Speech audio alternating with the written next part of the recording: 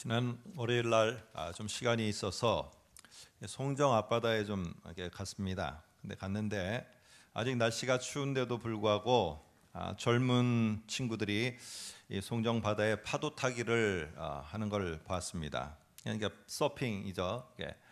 저 친구들이 제가 찍은 게 아니라 저거는 인터넷에서 가져온 겁니다. 저렇게 사람들이 많지는 않았고요. 한 둘, 셋 정도 있었는데 그 친구들이 저렇게 바다에서 즐기는 건 아니었습니다. 그 친구들이 모래 위에서 이제 배우기를 시작하는 친구들이었습니다. 배우기를 시작했는데 잠깐 이렇게 걸으면서 참 보면서 제가 좀 많이 배웠습니다. 뭐냐면은 이 젊은 친구들이 지나가는 사람들을 보면은 참 창피했을 것 같아요. 저 바다에서 저렇게 즐기는 게 아니고 모래 위에서 하고 있는 겁니다. 모래 위에서 허우적거리고 있고 모래 위에서 막 손 젓는 법, 뭐 거기에 올라서는 법, 뭐 이런 거를 배우고 있더라고요. 그러니까 모래 위에서 다 하고 있는 겁니다. 참 보니까 강습을 받는 것 같아요. 근데 강습을 받는데 준비를 하는 거죠. 언젠가는 나에게도 저런 파도가 매일같이 다가오는데 저기에 올라탈 그날이 나에게 올 것이다. 이거를 보면서 준비를 하는 겁니다. 그런데 그 준비하는 시간이 없다면은 저처럼 평생을 가야 파도 위에 올라타지 못합니다. 그래서 좀 창피하죠. 왜? 지나가는 사람들이 저 모래에서 뭐 하고 있는 거야? 모래에서 허우적거리고 있고 참 그런 걸 보면서 어떻게 보면 조롱당하는 것 같고 창피하고 돈은 돈대로 드리고 강습받으면서 시간은 시간대로 드리는데 그럼에도 불구하고 그 젊은이들 몇은 아주 열심히 하고 있더라고요. 그들에게는 꿈이 있는 겁니다. 그건 바로 매일같이 나에게 다가오는 저 파도가 그냥 바라만 보고 있는 파도가 아니라 언젠간 저 파도 위에 올라탈 그날이 있다. 이것을 기대하고 나아가니까 좀 당하는 조롱도 좀 어려운 준비도 할 수 있었던 것 같아요. 우리들에게 인생에 3번의 기회가 온다고 합니다. 3번의 기회가 온다고 이렇게 사람들은 말은 하지만은 실상 보면 하나님의 기회는 하루에도 몇 번씩 찾아옵니다. 오늘 저와 여러분이 살아가는 오늘의 하루의 일상 속에서도 하나님이 우리들에게 주는 기회는 몇 번씩이고 찾아오고 있다는 것입니다. 근데 대부분의 사람들은 그 기회를 저처럼 그냥 바라만 보고 있는 파도를 보면서 그냥 바라만 보고 있는 것처럼 오늘 대부분의 사람들은 하나님이 주는 기회를 바라만 보고 있을 뿐이라는 거죠. 왜 그러냐 하면은 하나님이 주는 그 기회의 파도를 올라탈 준비가 안 되어 있기 때문에 그렇습니다. 준비를 안 한 상태에서 하나님이 아무리 그런 기회를 주어도요, 그거는 그냥 지나치면서 이거는 나하고 거리가 먼 더 다른 사람, 탁월하고 훌륭한 사람들의 이야기야 라고 말하면서 오늘 하나님이 주는 기회를 놓쳐버린다는 겁니다. 왜 그러냐 하면은 내가 그 올라탈 준비가 안 되어 있기 때문에 그렇습니다. 오늘 저와 여러분이 읽은 이 에스라 그리고 뒤에 나오는 느헤미야는 유다 백성들이 바벨론 포로에서 돌아온 다음의 이야기들입니다.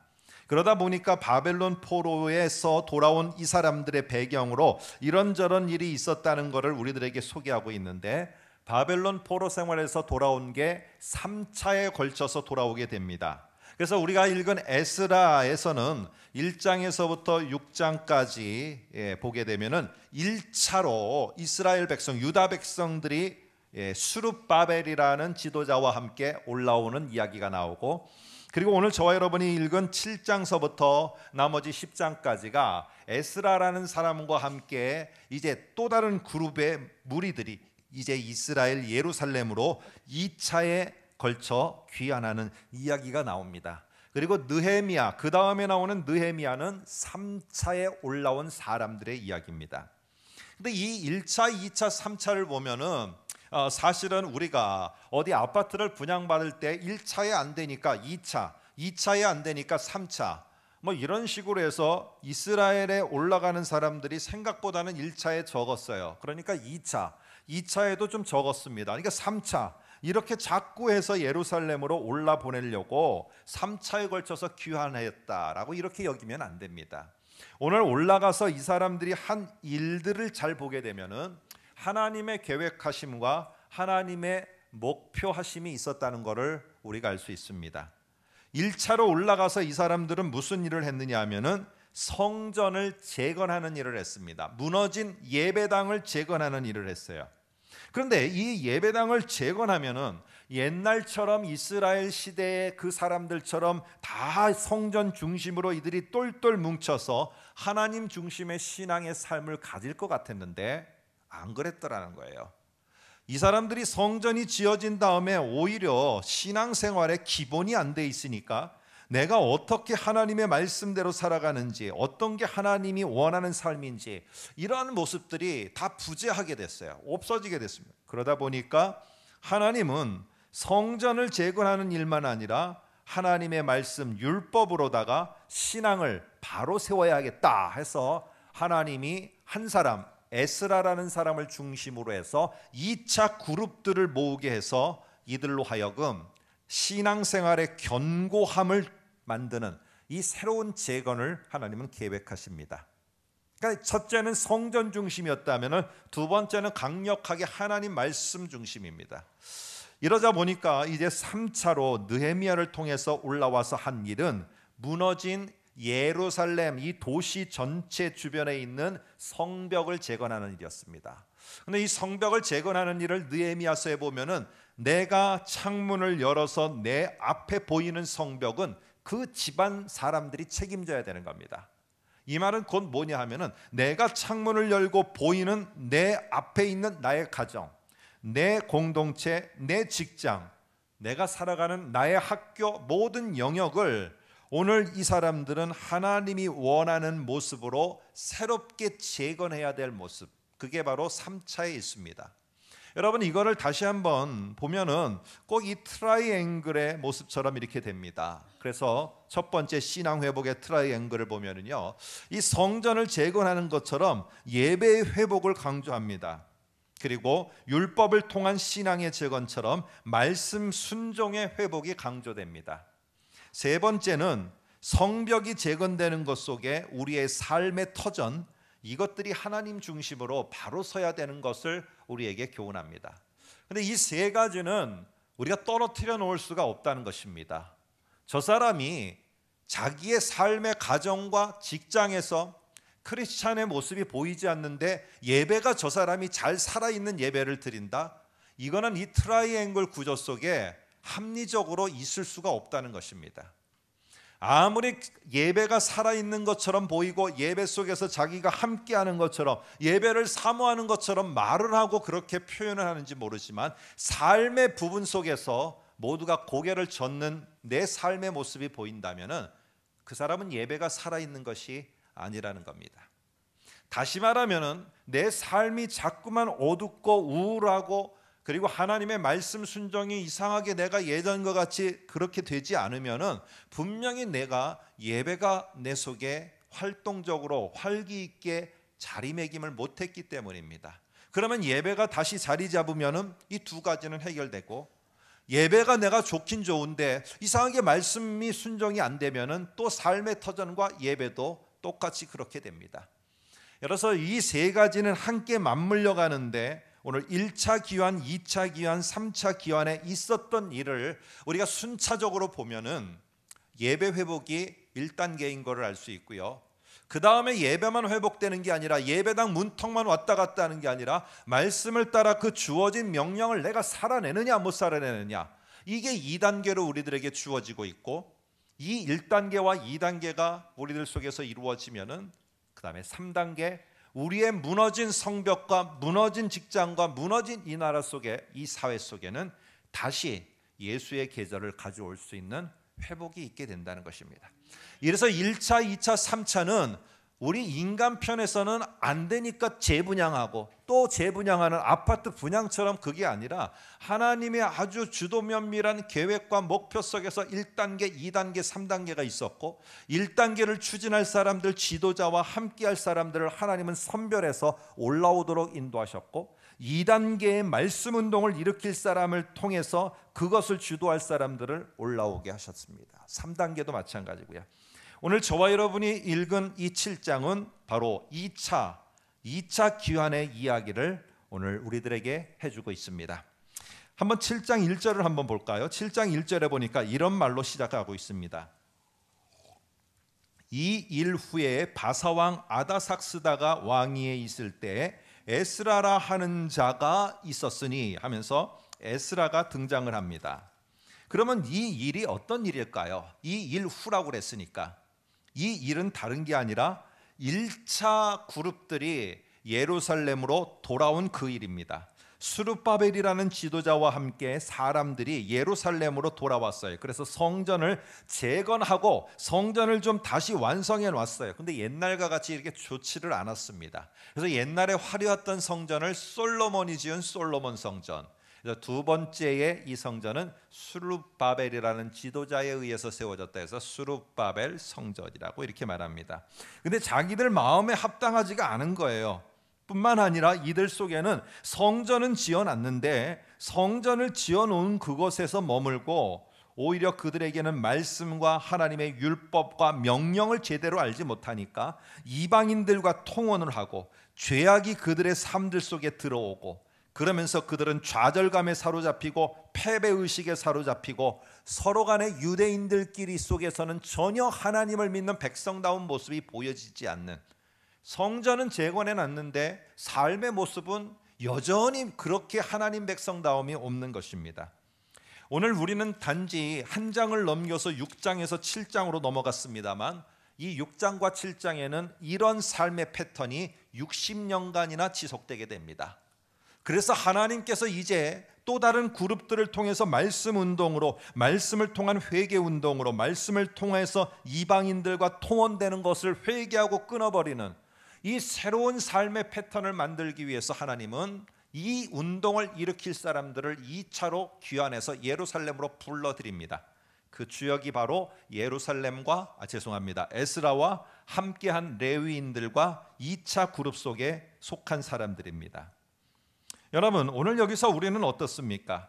성경을 읽다 보면은 참 예배는 있는데 우리 삶이 부족한 세대, 왜 우리 부모 세대, 저희는 여기 3세대, 어떤 데는 4세대가 함께 예배드리는데 우리가 왜 예전에는 우리들이 그렇게 예배당을 사모하며 예배당을 세우고 예배당을 건축하고 예배당 속에서의 삶, 그것을 전부로 여기듯이 했고 우리들의 자녀들 속에도 이 예배당이 우리들의 자녀들 속에 물려줘야 되는 이러한 속에서 살아갔는데, 그러면 우리들의 자녀들은 예배에 더 생동감 있음, 예배가 더 감격스러움, 예배 속에 하나님의 말씀이 더 깊은 은혜가 있음, 그리고 그들의 삶은 사회에서 더 많은 영향력을 끼침, 이게 일어나야 되지 않습니까?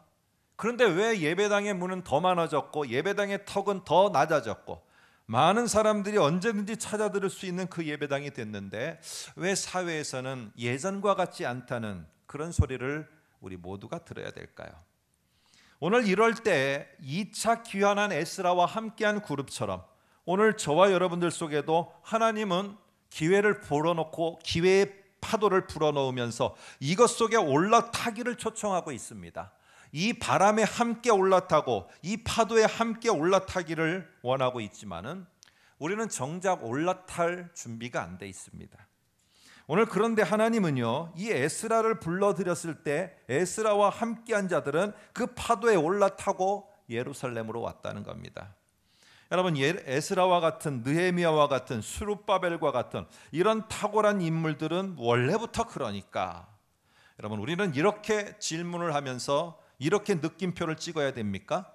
오늘 우리는 이렇게도 질문해 볼 수 있지 않겠습니까? 하나님, 우리가 이 시대에 에스라가 될 수는 없겠습니까? 하나님, 제가 부족하더라도 제가 이 땅에서 이 시대 속에서 에스라처럼 사는 게 어떻게 사는 겁니까? 하나님, 나에게 좀 그것을 가르쳐 주십시오. 우리가 이렇게 질문을 한다면 우리의 기도가 바뀔 것이고요, 오늘 우리가 바라보는 것이 바뀔 것입니다. 이 시대의 요청 앞에 우리가 뭘 준비해야 됩니까? 내가 하나님 뭘 준비해야 됩니까? 어떻게 해야 됩니까? 여러분, 이렇게 우리가 한다면은 우리들이 조금 더 달리 볼 수 있을 것 같습니다. 어저께 제가 결혼식에 가서 주례하면서 이런 얘기를 했습니다. 운전을 할 때 이렇게 앞에 방향을 계속 보고 갈 때 강사가 좀 괜찮은 강사는 어떻게 하느냐 하면 여성분들은 앞에를 보면서 이러다 저거 내가 받겠네, 앞에 차를 받겠네, 앞에 벽을 부딪혀서 받겠네 하면서 하다가 가서 받아요. 저는 제가 강남이라는 데서 이 운전면허를 따는데 저는 여성분이 그렇게 해서 강남은 이 개천입니다. 개천 바깥으로 뛰어가는 것도 봤어요. 차가. 왜 그러느냐 하면 하는데 안 돼요. 그런데 유능한 강사는 어떻게 하는지 아십니까? 여자의 고개를 이렇게 돌립니다. 그럼 어떻게 하느냐면 여기를 보고 있다가 보는 방향이 바뀌어요. 그러면 손은요, 자기가 모르게 그쪽 보는 방향으로 손은 틀게 돼 있어요. 이게 운전을 가리키는 사람입니다. 여러분, 똑같습니다. 오늘 우리가 질문을 할 때도 이렇게 질문을 합니다. 왜 안 됩니까, 하나님? 왜 하나님 저는 이렇게 밑바닥까지 내려오는 인생이 된 것입니까, 하나님? 하나님, 왜 저는 이렇게 에스라같이 안 쓰임받는 사람이 돼서 이렇게 나는 주변인으로서 머물러 있는 것입니까? 이렇게 질문을 하면 그런 것만 보여요. 그런데 질문을 바꿔보시기 바랍니다. 하나님, 나도 이 시대에 에스라가 될 수 있습니까? 그러면 어떻게 하면 됩니까? 하나님, 내가 하나님의 사람이 되고자 싶습니다. 어떻게 하면 됩니까? 이 질문을 하면은 거기에 답이 보이게 되어 있습니다. 저와 여러분들은 오늘 이 에스라와 느헤미야를 여러분이 읽어 나가시면서 오늘 이 시대가 참 비슷하구나, 그때나 지금이나. 그렇다면은 오늘 우리도 이 시대에 똑같이 하나님이 주시는 그 파도의 기회를 올라탈 에스라가 있지 않겠습니까? 왜 그 사람은 다른 사람이어야 되고 나는 아니냐는 것입니다. 우리는 이런 말을 잘 합니다. 어떤 한 경영자가 한 말입니다. 준비된 사람만이 기회를 잡을 수 있다. 이 말을 했어요, 어떤 사람이. 근데 그렇지만요, 그냥 기회를 잡으려고 넋놓고 손 놓고 있는 사람은 너무나 많다. 그래서 준비하지 않은 사람이 너무 많다는 겁니다. 그래서 준비하지 않은 사람에게 혹 기회가 찾아왔다면은 그것은 기회가 아니라 요행수다. 이렇게 말합니다. 하나님의 기회는요, 하나님의 파도는, 하나님의 바람은 지금도 오늘도 불어와요, 내 앞으로. 그러나 절대로 그 바람과 그리고 그 파도를 올라탈 수 있는 것은 요행수를 바라는 사람이 탈 수 있는 게 아닙니다. 준비한 사람이 올라탈 수 있는 것입니다. 여러분, 오늘 우리는요, 이런 부분을 봐야 됩니다. 하나님, 내가 뭘 준비하면 되죠? 앞으로 동북아시아의 모든 정세가 이렇게 바뀌어가는데 우리 젊은이들은 도대체 저는 뭘 준비하면은, 어떻게 하면은 에스라처럼, 어떻게 하면은 이 시대에 하나님이 필요한 사람으로 하나님이 부는 바람 위에 올라탈 수 있을까요? 하나님, 그거를 제가 알기 원합니다. 이렇게 질문하고 답을 찾아가면은 거기에 맞는 하나님이 보여주시는 것이 있다는 겁니다. 여러분, 왜 하나님은 에스라를 선택했을까요? 한번 7장 5절을 보시겠습니다. 7장 5절에 보니까 에스라에 대해서 소개하면서 5절 끝에 보니까 이렇게 말합니다. 대제사장 아론의 16대 손이요, 이렇게 말합니다. 이 말을 보면은 이 지금 에스라의 조상이 누구냐면은 대제사장 아론이었다는 것을 말하고 있어요. 그러면 자사손손이 이 에스라가 해야 될 일은 제사장의 역할이에요. 제사장은 성전에서 제사를 집례하는 자입니다. 집례하면서 이 제사의 중요성과 제사를 하면서 죄 용서와 헌신과 하나님과의 이스라엘의 관계를 연결해 주는 사람이에요. 근데 바벨론의 포로로 가서 있는 이 동안에 오늘 이 제사장들은 제사의 일을 할 수가 없었어요. 왜? 성전을 못 짓게 합니다. 제사를 못하게 합니다. 모든 걸 다 막아버렸어요. 그랬을 때 어떻게 하겠습니까? 에스라는 자기의 원래 직분은 제사를 직무하는, 이게 자기가 해야 될 직분이에요. 그런데 자기가 그 일을 할 수 없어요. 지금으로 쉽게 말하면 실업자가 된 겁니다. 아니, 내가 할 일은 이거고 내가 다니는 회사는 이거였는데, 하루아침에 내가 하는 사업장은 이거였는데 문 닫고 또 더 나아가서는 실업자가 된 것입니다. 그랬을 때 오늘 우리는 이렇게 질문해 볼 수 있지 않겠습니까? 하나님, 왜 하필 나만 이렇게 어렵게 내가 끝나야 되는 것입니까? 오늘 이렇게 질문할 수 있지 않겠습니까? 에스라도 그렇게 할 수 있었지 않았겠습니까? 하나님, 내가 제사장인데 이 제사의 역할을 못하는 이 나라에 계속 묶어두는 이유가 뭡니까, 하나님? 그런데 오늘 에스라는 이런 질문으로 하나님 앞에 나아가지 않았습니다. 10절을 보면은 이렇게 돼 있습니다. 에스라가 여호와의 율법을 연구하여 준행하며, 그 다음 말입니다. 율례와 규례를 언젠가는 이스라엘에게 내가 가르치는 그날이 오리라. 그렇게 마음을 먹고 있었다. 그러면 그 에스라는 지금 언젠가는 이스라엘에게 이 율례와 규례를 가르치는 그 날을 하나님이 나에게 주실 것이다. 마음에 결심하고 내 눈이 그것을 보니까 에스라는요, 왜 나는 못합니까? 우리는 왜 못하게 됐습니까? 이런 질문이 아니라 하나님, 내가 지금 뭘 할 수 있습니까?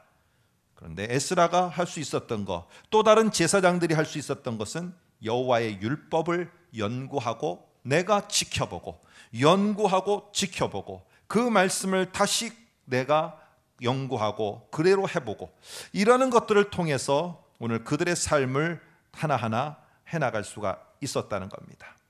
여러분, 오늘 이것 속에서 우리는 이 에스라를 지금 다른 이름을 붙입니다. 한번 볼까요? 11절 한번 보시기 바랍니다. 11절 끝에 보니까 이스라엘에게 주신 율례 학자요 학자 겸 제사장. 아니, 에스라는 원래 제사장입니다. 그런데 새로운 하나의 직업군이 하나 더 붙게 됐습니다. 학자라는 말입니다. 학자. 7장 6절에도 보면 이런 말이 나옵니다. 하나님 여호와께서 주신 모세의 율법에 익숙한 학자. 오늘 12절도 보시면 율법의 완전한 학자 겸 제사장. 그러니까 지금 에스라에 대한 호칭이요, 제사장이 아니라 학자 겸 제사장. 옛날에는요 학사라고 돼 있었죠. 21절에도 보면은 밑에서 두 번째 줄에 율법 학자 겸 제사장이라고 돼 있습니다. 여러분, 이 학자가 뭐 하는 자인가 6절에 잘 설명되어 있어요. 한번 보세요. 이렇게 되어 있습니다. 밑에서 세 번째 줄에 보시면, 네 번째 줄에 보시면은 6절 모세의 율법에 익숙한 학자라고 되어 있습니다. 앞에 화면을 보시면은요, 율법에 익숙하다라는 말은 율법을 잘 현명하게 준비하는 자, 이 사람이 학자입니다. 오늘 지금 에스라는 자기가 제사 못하고 제사 집례를 못하는 그런 소위 말해서 실업자가 됐다고요. 왜 하나님 앞에 이런 질문하지 않았습니까? 무엇 뭐 할 수 있습니까? 제가 뭐 할 수 있습니까? 그러면서 답을 얻었는데 오늘 그가 뭘 했느냐? 하나님의 율법을 잘 현명하게 준비하는 것이었어요. 그래서 이게 에스라만 아니라 이런 일들을 하는 사람들이 제사장 속에서 곳곳이 일어났어요. 그러다 보니까 이 사람들을 가리켜서 하나의 그룹을 호칭하게 됐는데, 그 직업군, 그 직분군이 바로 뭐냐면은 학자입니다. 학자. 여러분, 한번 7장 6절을 보시면서 다시 한번 저를 따라와 보시기 바랍니다. 율법에 익숙한 학자로서, 그 다음입니다, 그의 하나님 여호와의 도우심을 입음으로, 그 다음입니다, 왕에게 구하는 것은 다 받은 자이더라. 야, 저는 이거 보면서 이거구나 했습니다. 그래서 제가 이렇게 세 단계로 만들어냈습니다. 한번 보시기 바랍니다. 율법에 할 수 없다고 했던 것이 아니라 율법을 잘 현명하게 준비를 했어요. 이 학자가 누구냐? 에스라예요. 그러니까 이런 에스라에게 어떤 결과가 있었느냐면은 하나님 여호와의 도우심의 손길이 따라오게 됐어요. 여러분, 요행수를 말하는 에스라가 아니에요. 학자인 에스라예요.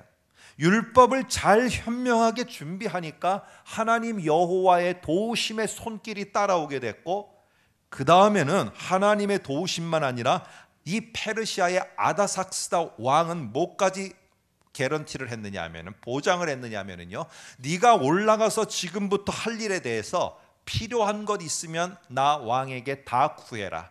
그러면 내가 다 후원해 줄게. 여러분 생각해 보세요. 페르시아 제국의 왕이 후원자가 됐어요. 세상으로 볼 때.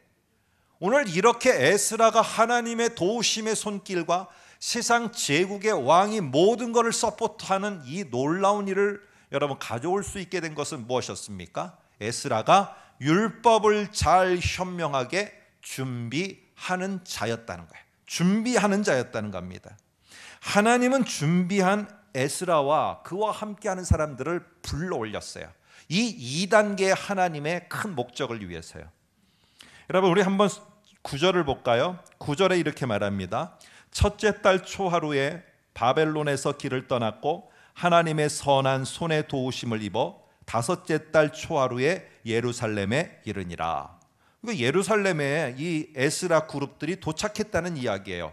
그리고는 연결이 안 돼요. 딱 끊어져요. 그리고 10절에 뭐라고 말하느냐? 에스라가 여호와의 율법을 연구하여 준행하며 율례와 규례를 이스라엘에 가르치기로 결심하였더라. 10절은 10절대로 끊어져요. 그런데 이 둘을 연결하기 위해서 원래 본문에는 뭐가 들어가 있느냐? 왜냐하면이라는 말이 10절 앞에 들어가 있어요. 그래서 전에 우리가 한번 보았을 때 적어 놓으신 분은 안 적으셔도 되고 적지 않으신 분들은 다시 한번 적어 놓으세요. 왜냐하면 그러면 어떻게 되느냐? 말이 9절과 10절이 완전히 틀려지게 됩니다. 한번 앞에 화면을 보시면 제가 정리를 했습니다. 이런 말입니다. 하나님의 선한 손에 도우심이 있게 되었다, 에스라에게. 왜냐하면 이유를 말하는 거예요. 에스라가 율법을 연구하고 준행하여 준비하기로 작정을 했다. 그래서 언젠간 기회가 되면은 율례와 규례를 가르치기로 그 결심하였기 때문에 하나님의 선한 도우심이 에스라에게 임하게 되었다. 오늘 6절을 그대로 옮겨 놓은 게 9절 10절입니다. 여러분, 자신의 그 멈춰진 신분에 좌절하지 않고 자기가 할 수 있는 게 무엇인가 질문을 했어요. 뭔가 그것을 찾았어요. 그랬더니 율법을 잘 현명하게 준비하는 것이었어요. 그리고 언젠가는 하나님의 분명하게 나에게 그 율례와 규례를 가르치게 할 그 날을, 그 순간을 내게 주실 것이라는 것을 이 에스라는 믿고 바라보았습니다. 이렇게 준비한 에스라에게 여러분 어땠습니까? 에스라가 특별히 1년 동안 작정하고 산에 올라가서 뭐 준비하듯이 준비했습니까? 2년을 학위 마치듯이 그렇게 준비했습니까? 아닙니다. 오늘 에스라가 한 것은 무엇이냐면은 여호와의 율법을, 여기에는 없습니다만 문법적으로 매일같이 연구하며 준행하는 매일매일의 삶이었어요. 다른 일을 못하니까 이것을 매일매일 해나가는 것이었어요. 근데 그 매일매일 하는 최선의 성실함이 어떻게 됐느냐? 내일을 준비하는 일이 되었습니다. 내일을 준비하는 일이 되었어요. 여러분, 이거를 다른 면에서 한번 생각해 보면 이런 겁니다. 하나님께서요, 에스라가 저렇게 자기가 할 수 있는, 우리로 말하면 실업자가 됐는데도 불구하고, 그럼에도 불구하고 하나님 앞에 내가 도대체 무엇을 할 수 있습니까? 하다가 답을 얻은 다음에 저렇게 매일같이 성실하게 최선을 다해서 저렇게 준비하는 그 아름다운 모습이 있는데, 내가 에스라가 저렇게 준비하는 아름다운 모습이 정말로 다 산산이 다 먼지처럼 흩어져 버린다면 이건 에스라가 손해가 아니라 정말 내가 손해다. 그렇다면 에스라가 저렇게 준비한 그것이 멋지게 펼쳐지도록 하기 위해서 내가 에스라를 위해서 멍석을 깔아줘야 되겠다. 저가 저렇게 준비했는데 저것이 그냥 무로 돌아가게 할 수 없다. 오늘 하나님은 그것을 보시고 그 에스라와 함께하는 그룹들을 그대로 떠올려서 오늘 2차 귀환을 통한 말씀 운동과 말씀 회개 운동과 말씀에 새롭게 되어지고 변화되는 것들의 주역으로 쓰시게 되었다는 겁니다. 여러분, 내가 하는 일이 있어요. 그 일에 최선을 다하는 여러분 매일매일의 삶이 되면은 반드시 하나님께서 우리를 위해 사용하시고 마당에 멍석을 펴주시는 그날이 올 줄로 믿습니다. 우리 모두에게는요, 하나님의 바람이 불어와요. 저기 멀리 바라보지 마세요. 여러분, 제가 좀 더 용기가 있다면은 그 청년들 바라보면서 웃으면서 지나가지 않을 거예요. 모래밭에서 허우적거리는 그 모습을 보면서 웃으면서 지나가는 게 아니라 이 나이에도, 이 몸치에도, 이 운동 부족한 자에게도 내가 준비하면은 나도 저 파도에 올라타리라. 염려하지 마십시오. 말리실 것 같은데 절대로 그런 일은 없으니까. 그러나 여러분, 그럴 수 있다는 것입니다. 내가 준비를 하면은요. 그런데 준비를 안 하면은 다음에 파도가 올 때 그 친구는 파도를 타러 나아갑니다. 근데 나는 여전히 쳐다봐야 됩니다. 여러분, 우리는 나이가 많다고요? 내가 이미 은퇴를 했다고요? 내가 모든 일들을 접었다고요? 그럼 우리 앞에 새 일이 있는 것입니다. 여러분, 우리 모두는요, 하나님의 바람이 불어올 때를 기다리고 있어요. 근데 기다리고만 있으면 어떻게 합니까? 그 바람이 정작 불어왔을 때 그 바람을 타고 올라갈 날개가 준비되어 있지 않으면은, 여러분, 바람이 불어와도 왜 바람만 주십니까? 그 질문밖에는 나오지 않습니다. 성령의 바람이 불어도 준비되지 않으면은 우리는 날 수가 없어요. 오늘 어떤 부분에서든지 오늘 하나님의 그 새로운 바람 파도는 내게 다가옵니다. 오늘도 다가오고 내일도 다가올 거예요. 근데 준비된 사람에게는 그게 보여요. 그래서 올라타야겠다, 그 마음이 들어요. 아, 내가 이 일을 위해서 뭔가를 해야겠다, 그것이 보입니다. 그러나 준비되지 않은 사람에게는 그런 건 하나도 안 보이고, 하나님이 어느 날 뚝 하늘에서 도깨비 방망이나 하나 떨어주시지 않을까. 여러분, 그런 요행수가 우리들에게 있어서는 안 되는 것입니다. 일이 막힌다고요? 일이 막히는 거는요, 하나님이 내게 준비의 시간으로 주신 기간입니다. 여러분, 어부들이 있습니다. 어부들이 두 종류의 사람이 있어요. 얼마 며칠 전처럼 막 폭풍우가 몰아치면은 이렇게 질문을 합니다. 오늘도 완전히 공쳤네, 공쳤어. 아이고, 공쳤네. 오늘 뭐 아무것도 할 게 없네. 이렇게 말하고 질문하고 답을 찾아가는 어부가 있습니다. 그런데 다른 어부도 있어요. 모두가 다 그렇게 하는 게 아닙니다. 여러분, 이 폭풍으로 인해서 내가 배를 띄울 수 없을 때 다른 어부들은 그렇게 생각합니다. 야, 지금이 그물을 손질할 시간이구나. 그물을 손질해서 다듬을 시간이구나.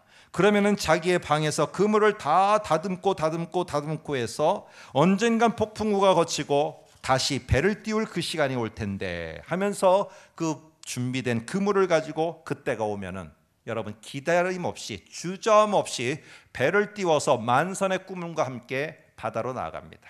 그러나 그때 오늘도 공쳤네, 오늘도 공쳤네, 어디 도박장 없을까, 어디 뭐 할 데가 없을까, 이것 찾아다닌 사람은요, 맑은 날이 오면은 그때서야 그물을 손질하려고 합니다. 많은 다른 사람들은 이미 손질된 그물을 가지고 배를 띄워서 저 바다를 향해 나아가는데, 그 사람은 그때서야 뭔가를 하려고 합니다. 이미 늦은 때입니다. 오늘 지금도 우리 모두는 힘든 순간들을 걸어가고 있습니다. 여러분, 우리 모두에게 그렇지만은 내가 아무리 할 것이 없어 보인다 할지라도 오늘 하나님이 너 이거 할 수 있지 않느냐, 우리 모두에게 주시는 한 가지가 있습니다. 이 한 가지가 어찌 보면은 참 보잘것없어 보이지만 정말 가치 있는 것이고 가장 중요한 기초입니다. 어린아이서부터 노년에 이르기까지 어떤 여러분들 빈부 귀천을 막노라고 모든 자에게 하나님이 동일하게 지금 너 이거 해라 라고 주시는 응답 하나가 있습니다. 그게 바로 뭐냐 하면은 기도입니다. 기도. 여러분, 기도하라는 이것을 우리에게 주십니다. 이거를 우리가 너무 가볍게 여기고 너무 정말 세피하게 여기다가 나중에 가서 뭔가 됐을 때 기도가 준비 안 돼서 그때부터 기도하겠다고요? 일에 치여서 기도할 시간이 없을 때가 더 많습니다. 여러분, 우리가 기도하면서 하나님께 묻습니다. 하나님, 내가 다음에 뭘 준비할까요? 어떤 걸 할까요? 무엇을 할 수 있습니까? 내 마음속에 설레임이 찾아옵니다. 어린아이들을 보면서 설레이는 사람들이 있고요. 특별히 우리 감사한 것은 이 교회 학교, 또 여러 가지 식당, 여러 가지 뭐 주차, 제가 언급하지 않습니다. 외국인들, 와, 이분들 우리 섬기는 모습 보면은 정말 담임 목사보다도 더 설레임을 갖고 막 섬겨요. 막 너무 설레이는 거예요. 막 누가 시켜도 그렇게 못할 정도로 설레임을 갖고. 근데 그분들이 나이들이 많으신 분들이라는 겁니다. 젊은 청년만 있는 게 아니라 나이가 많은 분들에게도 그 소망의 만선의 꿈이 있다는 거예요. 그 설레임을 가지고 내가 그러면 뭘 준비할까? 어떤 분은 그 나이 든 분 가운데 어떤 분은 여러분들 지금에서야 외국어를 지금이라도 하루에 하나라도 배우겠다고 준비를 하면서 하시는 분을 봤어요. 어떤 젊은이는 그 사람들과 얘기를 조금이라도 다정다감하게 하기 위해서 언어를 준비하는 사람도 봤어요. 체력이 부족한 자는 체력을 채우기 위해서 정말 힘들지 어렵지만은 여러분 운동에 나서는 사람도 봤습니다. 오늘 여러분과 저는 지금 뭘 준비합니까? 기도라는 가장 작게 보이지만 가장 소중하고 큰 그거를 준비하시기 바랍니다. 그리고 그 다음에 여러분들에게 설레임을 찾아가 설레임으로 다가오는 그것을 여러분이 준비하시고 멀지 않는 날에 성령의 바람과 성령의 파도가 불어올 때 그거를 쳐다만 보는 사람들이 되지 마시고 날개를 활짝 펴시고 아까 젊은이들처럼 판때기를 들듯이 내가 준비한 걸 들고 하나님의 파도를 향해서 달려나가고 성령의 바람을 향해서 아멘 주님 제가 갑니다 라고 달려나가설 수 있는 우리 모두 이 시대의 에스라와 느헤미야 수룹바벨이 되시기를 주님의 이름으로 축복합니다. 같이 옆에 분에게 함께 인사하겠습니다. 준비된 하나님의 사람들이 됩시다. 인사합니다. 우리가 꼭 그런 우리들이 되기를 소망합니다. 기도하겠습니다. 하나님 아버지, 우리가 준비하는 자가 되기를 소망합니다.